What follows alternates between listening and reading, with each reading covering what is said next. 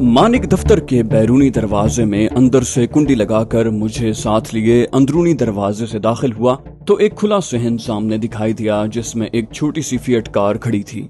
मैंने एक लम्हे में जायजा ले लिया था कि फाटक के करीब एक कोठरी मौजूद है जो यकीनन चौकीदार का ठिकाना थी। उसी कोठरी के अंदर से हवेली के बाहर झांकने का कोई इंतजाम मौजूद रहा होगा। तभी मुझे याद आया कि हवेली की बैरूनी दीवार में ऐन उसी जगह एक खिड़की मौजूद है। मुझे अपने हर मामले में पुरस्कारियत तलाश करने की नई आदत पर हंसी आई। इस दौरान में मानिक के इशारे या किसी पेशगी हिदायत के तहत गुरखा चौकीदार भी अपनी शॉटगन संभाले हमारे पास आ खड़ा हुआ। हम तीनों एक बगली राहदारी से आगे बढ़े। हवेली की हालत से लग रहा था कि उसे तामीर हुए ज्यादा अरसा नहीं गुजरा।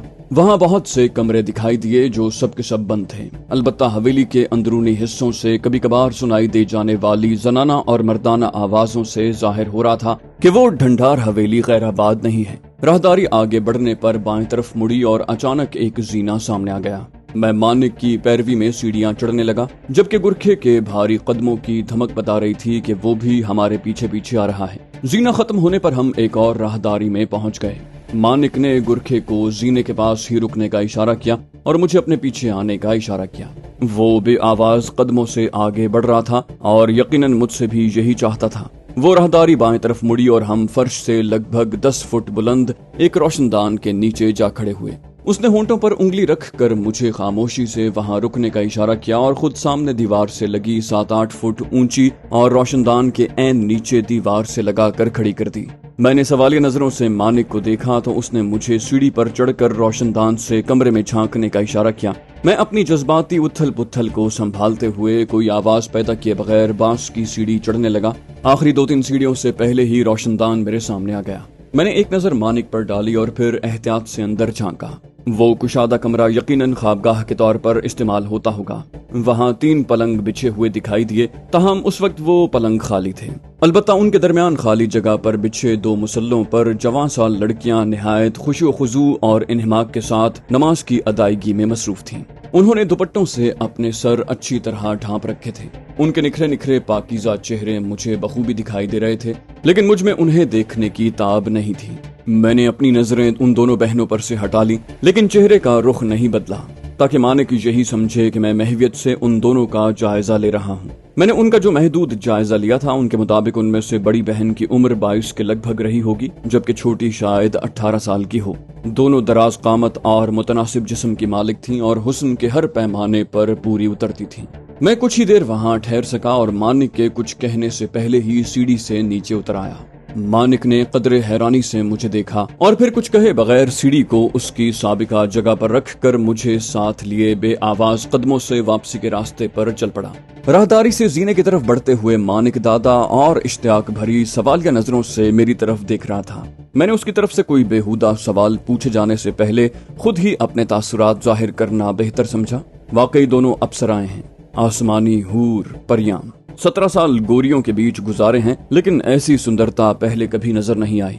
सीढ़ियां उतरते मानिक ने खुशी से चहकने के अंदाज में कहा, मिट्ठू सिंह जी खामखा तो इतने बरसों से इन्हें नहीं पाल रहे हैं। ऐसी सुंदर कन्याएं लाखों बल्कि करोड़ों में से कोई एक आध होती हैं। सबसे खास बात यह है कि तीनों एक से बढ़कर एक। अचानक उसे अपनी गलती का एहसास हुआ। सबसे बड़ी बहन के जिक्र से वो हर मुमकिन गुरेज करना चाहता था। मुझे उस तीसरी लड़की के बारे में सवाल पूछने से रोकने के लिए उसने जल्दी से पूछा, अब आप ये बताइए कि उन दोनों में से आपको कौन सी ज्यादा पसंद आई। मैंने कहा, यार ये सवाल तो मैं भी अपने आप से पूछ रहा हूँ, लेकिन जवाब ढूंढने में सख्त मुश्किल हो रही है। मुझे लग रहा है कि मुझे फैसला करने में सख्त मुश्किल होगी। मेरी बात सुनकर खुशी से मानिक की बातें खिल गईं। इस दौरान में हम सहन में पहुंच चुके थे। गुरखा हमें बैठक में दाखिल होते देखकर अपनी कोठड़ी की तरफ बढ़ गया। मानिक ने मुझे मेरी जगह पर बिठाकर एक बार फिर दोनों बहनों के हुस्न के कसीदे पढ़ना शुरू किए। वो साथ साथ उनके सौदे के ख्वाहिशमंद साबिका उम्मीदवारों के इश्तियाक और इस्तराब का अहवाल भी चस्के ले लेकर सुना रहा था। मैंने उस नाखुशगवार बकवास को रोकने के लिए पूछा, यार मैंने जब उन दोनों के हुस्न का एतराफ कर लिया तो फिर ये सब लफाजियां करने की जरूरत क्या है। अब साफ साफ बताओ कि तुम्हारे बॉस ने इनकी क्या डिमांड रखी है। मेरे रूखे से लहजे से वो चौंका और संजीदा होते हुए बोला, आप बताइए क्या देंगे। वैसे बता दूं, मिट्ठू सिंह जी इससे पहले बड़ी यानी रुखसाना के लिए 30,000 रुपया और जमीला के लिए 40,000 की बोली ठुकरा चुके हैं। ये दिमाग में रख कर बताना। मैंने बिगड़ कर कहा, पहली बात तो ये कि कम से कम मेरे सामने इन लड़कियों का भेड़ बकरियों की तरह जिक्र न करना। ये आज मजबूर और लाचार सही, लेकिन इंसान तो हैं, इनके भी माँ बाप और बहन भाई होंगे। मानिक ने मेरी दिलजोई की खातिर झूठ मूठ की माजरत की, लेकिन साथ ही ये भी बता दिया कि उन दोनों बेचारियों का इस दुनिया में कोई नहीं है। मैंने इस तकलीफ दे जिक्र से दामन बचाते हुए कहा, जो तुम बता रहे हो वो अक्ल से बाहर है। मैं कैसे मान लूं कि कोई इतना पागल हो सकता है कि किसी लड़की को हासिल करने के लिए 40,000 रुपए अदा करने के लिए तैयार हो जाए। ये ठीक है कि दोनों लड़कियां हुस्न जमाल में अपनी मिसाल आप हैं, लेकिन क्या तुम्हें पता है कि मेरी बेहतरीन कंडीशन वाली जीप बाजार में ज्यादा से ज्यादा 5-7 हजार रुपए में बिकेगी और तुम उससे भी 8-9 गुना रकम मांग रहे हो।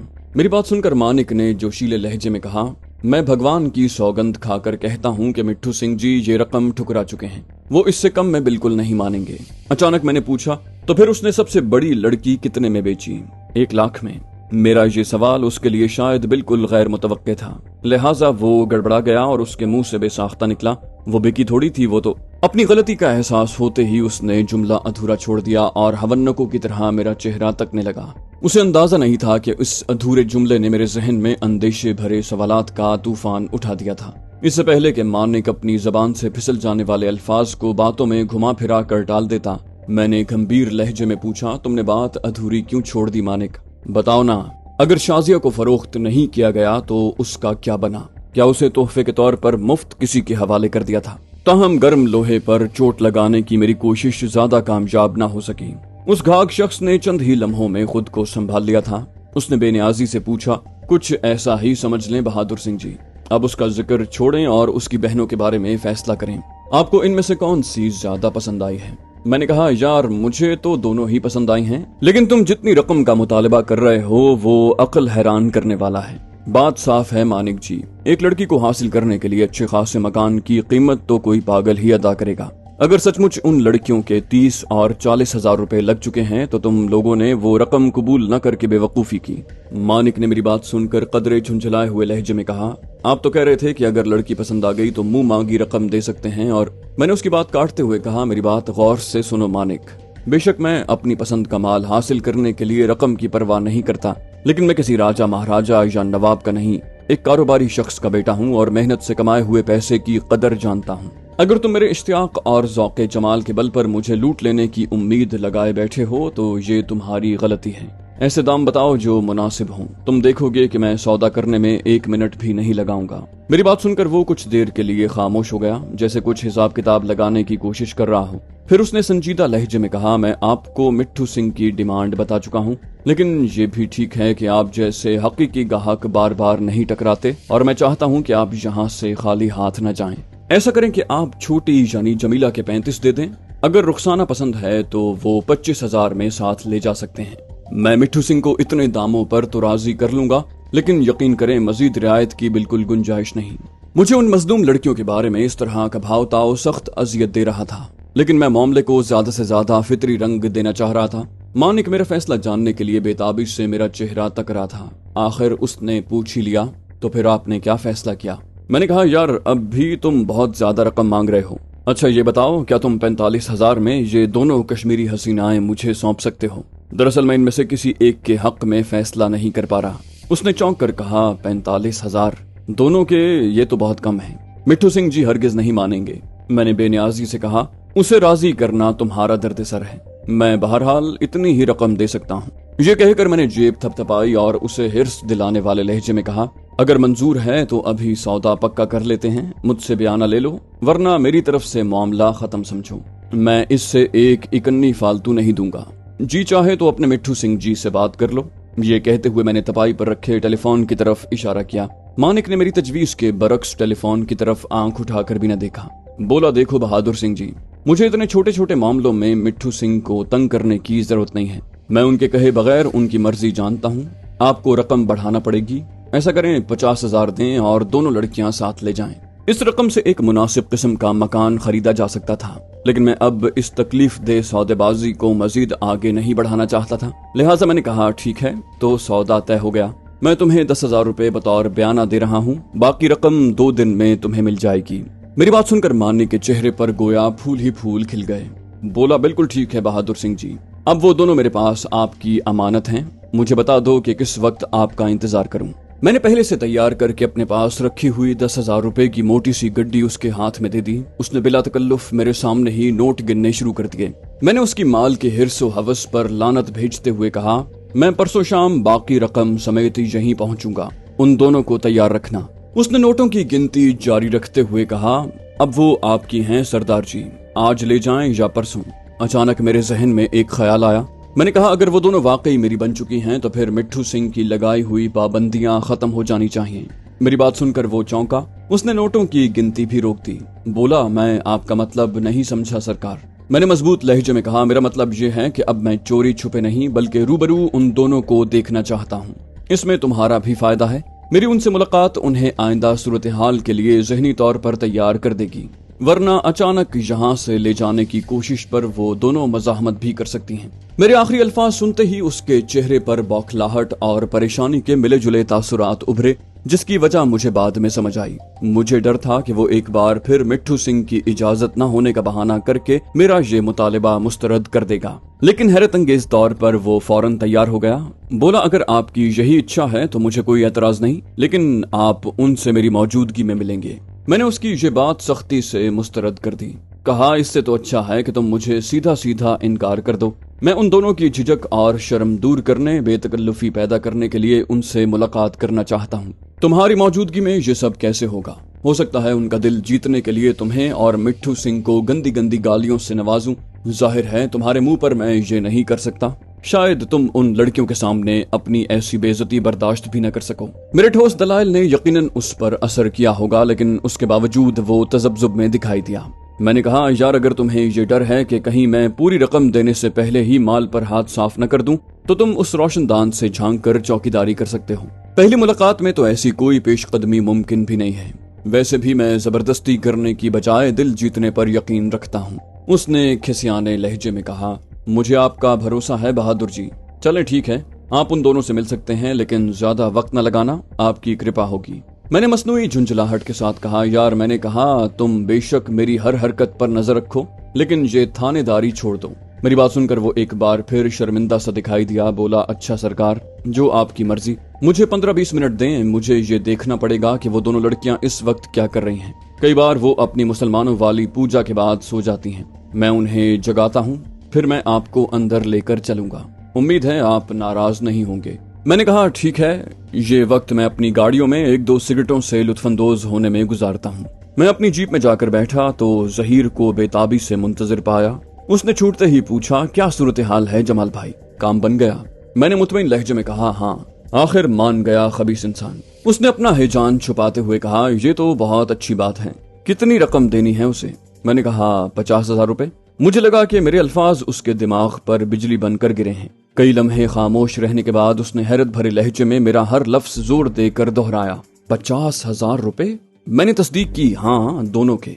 वो शैतान तो छोटी बच्ची यानी जमीला के लिए कम से कम 40 और बड़ी लड़की यानी रुखसाना के लिए कम से कम 30,000 रुपए की उम्मीद लगाए बैठा था। बड़ी मुश्किल से इस रकम पर राजी हुआ है, जबकि इससे ज्यादा अदायगी की तो हमारे पास गुंजाइश भी नहीं। जहीर ने गंभीर लहजे में कहा, लेकिन ये भी बहुत बड़ी रकम है, इतनी बड़ी कि मुझे मिल जाए तो हमारी आजादी की जिद्दोजहद फैसला कुन मरहले में दाखिल हो जाए। मैं अपने कश्मीर पर काबिज हिंदुस्तानी फौज को तबाह बर्बाद करके इलाका छोड़ने पर मजबूर कर दूं। जहीर के लहजे में अज़म के साथ पोशीदा हसरत ने मेरा दिल भेंच कर रख दिया। कई लम्हों तक मेरी समझ में न आया कि उसकी बात में छुपे बहुत बड़े सवाल, दिल दहला देने वाली इल्तिजा पर क्या रद्द-ए-अमल जाहिर करूं। मैं बमुश्किल इतना कह सका, तुम अपनी जगह बिल्कुल दुरुस्त हो जहीर भाई, लेकिन इन बच्चियों को इन दरिंदों की कैद में इस तरह कैसे छोड़ा जा सकता है? जहीर कुछ देर के लिए बिल्कुल खामोश हो गया, फिर उसने भर्राई हुई आवाज में कहा, मैं आपसे मुत्तफिक हूँ कि मेरी इन बहनों की इज्जत बचाने के लिए कोई भी रकम ज्यादा नहीं है, लेकिन मेरी नजर में इन बदफितरत लोगों को अपनी शैतानी हरकत की सजा देने की बजाय अय्याशी और मजीद ऐसी गलीज हरकतों के लिए आजाद छोड़ देना भी इंसाफ नहीं होगा। उसने ठहर कर गोया मेरे तासुरात भांपने की कोशिश की, फिर मेरी खामोशी बरकरार रहने पर अपनी बात आगे बढ़ाई। बोला, मैं जानता हूँ भेड़ियों के इस कौल से आपको भी उतनी ही नफरत है जितनी मैं महसूस करता हूँ, इसलिए मैं आपसे इजाजत चाहता हूँ कि अपनी बहनों को महफूज ठिकाने पर पहुँचाने के बाद मैं आपसे ऐंठी गई दौलत इन दरिंदों का पेट फाड़ कर बरामद करूंगा। ज़हीर की बात सुनकर मुझे झटका लगा।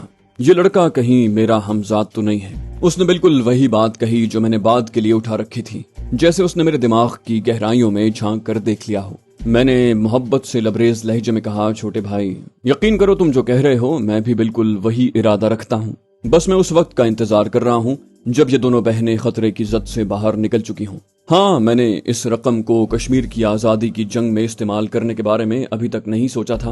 वाकई इस रकम का इससे अच्छा मसरफ और हो भी क्या सकता है। ज़हीर ने कहा, आपने हमेशा हर बार मेरे दिल की बात की है जमाल भाई, तो फिर इस मामले पर हमारी सोच कैसे अलग हो सकती है। आपने मेरे दिल से बहुत बड़ा बोझ उतार दिया है। मुझे आपकी हिकमत अमली पर कोई एतराज नहीं। हम पहले उन दोनों बहनों को आजाद करवा के महफूज ठिकाने पर पहुंचाएंगे, उसके बाद उन शैतानों से हिसाब किताब की बारी आएगी। मैंने उसकी तायद करते हुए कहा, फिक्र न करो, उस मिट्ठू सिंह को भी जहन्नम के सफर पर रवाना करना है, लेकिन ये सब बहुत सोच समझकर हाथ पांव बचाकर करना है, ताकि सांप भी मर जाए और लाठी भी न टूटे। कश्मीर की आजादी की जिद्दोजहद के लिए तुम्हारी जिंदगी बहुत कीमती है। मैंने उसे बताया, यार मैं माने को 10,000 रुपया सौदे के बयाने के तौर पर दे आया हूँ, बाकी 40,000 परसों शाम तक पहुँचाने हैं। मैंने ये मोहलत अपनी कहानी को हकीकत के करीब तर बनाने के लिए ली है। कोई कितना भी बड़ा रईस हो, इतनी भारी रकम साथ लिए नहीं फिरता। वो समझ रहा होगा कि मैं दिल्ली जाकर वहां से बाकी रकम लाऊंगा। ज़हीर ने तायद में सर को जुम्बिश दी, बोला, बहुत मुनासिब कदम है। जब तक वो दोनों उनके शैतानी चुंगल से आजाद ना हो जाएं, आपको शक व शुबे से आजाद रहना होगा। अपनी बात मुकम्मल करके उसने मुझे सवालिया नजरों से देखा, जैसे मजीद वहां रुकने का मकसद जानना चाहता हो। मैंने वजाहत की और कहा, अब मुझे उनकी कैद में मौजूद उन दोनों बहनों से मुलाकात करना है।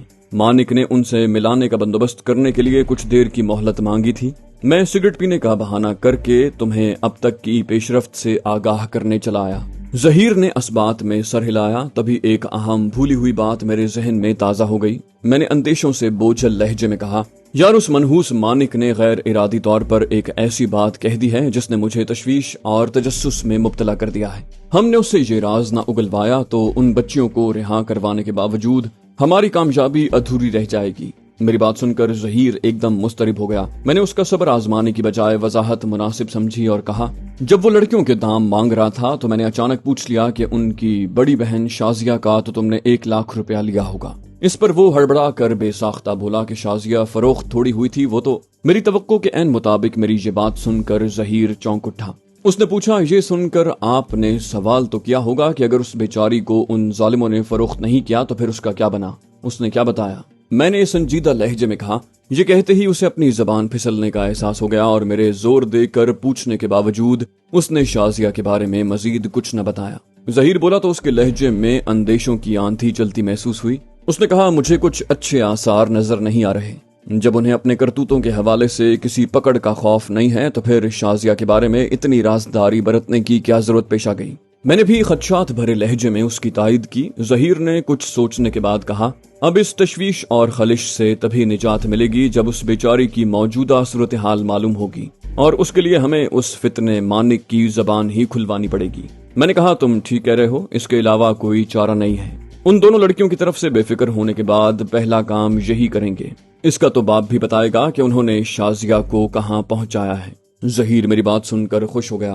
मैंने कहा, अब मैं चलता हूँ, कहीं वो लानती इंसान मुझे बुलाने के लिए यहाँ ना आ जाए। मेरे दफ्तर में वापस जाने के कुछ ही देर के बाद मानिक भी वहाँ आ गया। बोला, चलिए सरकार, वो दोनों आपके इस्तकबाल के लिए तैयार हैं, लेकिन उन्हें इत्तला देने वाली मुलाजिमा ने बताया है कि वो सुनकर काफी घबरा गई हैं। मुझे उम्मीद है आप उन्हें राम कर लेंगे। मैंने कहा, यार तुम फिक्र न करो, मैं जाने कितने ऐसे कले ढा चुका हूँ, देख लेना वो कैसे मेरी गर्विदा होती हैं। तुम तो उस रोशनदान से सब ताड़ ही रहे होगे।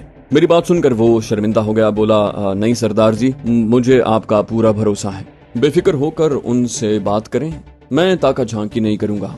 उस गलीज आदमी की बात का मैं कैसे एतबार करता, लेकिन मुझे भला क्या परवाह थी। देखता है तो खबीस देखता रहे। मैं उसके पीछे पीछे उसी राहदारी से गुजरा और जीना चढ़कर ऊपर वाली मंजिल पर पहुंच गया। इस बार हम राहदारी के जरिए कमरे के सामने वाले दरवाजे पर पहुंचे। मानिक ने दरवाजे पर हल्की सी दस्तक दी। चंद लम्हों के बाद दरवाजा खुल गया।